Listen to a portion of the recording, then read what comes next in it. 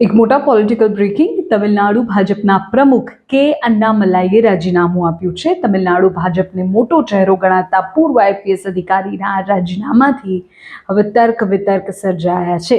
અત્યારના સૌથી મોટા રાજકીય સમાચાર દક્ષિણ ભારતમાંથી સામે આવી રહ્યા છે અને તમિલનાડુના રાજકારણમાં એક મોટો સળવળાટ જોવા મળી રહ્યો છે.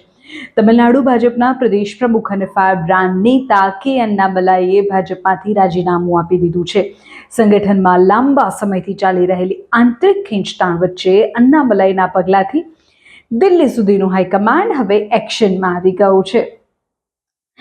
માહિતી એવી છે કે અન્નામલાઈએ તમિલનાડુના ચૂંટણી પ્રભારી નીતિન નવીને પોતાનું 5 પાનાનું રાજીનામું સોંપી દીધું છે. પૂર્વ આઈપીએસ અધિકારી કે અન્નામલાઈએ તમિલનાડુમાં ભાજપને મજબૂત કરવા માટે એડી ચોટીનું જોર લગાવ્યું. તેઓ પીએમ નરેન્દ્ર મોદીના નજીકના ગણાતા હતા. જોકે છેલ્લા કેટલાક સમયથી સ્થાનિક નેતાઓ અને ગઠબંધનને લઈને પાર્ટીમાં ચાલી રહેલો અસંતોષ અને તેની ચર્ચાઓ અને તેની વચ્ચે આખરે આ મોટા રાજીનામામાં આ ચર્ચાઓ પરિણમી છે.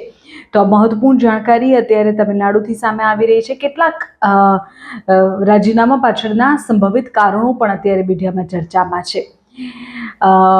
સવાલો પણ ચર્ચામાં છે. એક સવાલ એ પણ છે કે સ્થાનિક નેતાગીરી સાથે લાંબા સમયથી મતભેદ ચાલતો હતો, તે શું રાજીનામા સુધી આખો મામલો દોરી ગયો?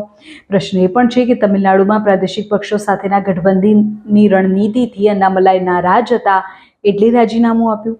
શું અન્નામલાઈ હવે કોઈ નવો મોરચો માંડશે કે રાજકારણને અલવિદા કહેશે? એ પણ સવાલ છે. પણ તમિલનાડુમાં દ્રવિડિયન રાજકારણ વચ્ચે ભાજપને એક આક્રમક વિકલ્પ તરીકે ઊભો કરનાર અન્નામલાઈનું રાજીનામું એ ભાજપ માટે મોટો ફટકો માનવામાં આવી રહ્યો છે. જોવાનું એ રહેશે કે ભાજપનું કેન્દ્રીય નેતૃત્વ તેમનું રાજીનામું સ્વીકારે છે, તેમને મનાવવાના પ્રયત્નો કરે છે કે પછી આગળ શું થાય છે. અને આ સાથે જ દક્ષિણના રાજકારણ પર આની શું અસર જોવા મળે છે એ પણ જોવું રહ્યું.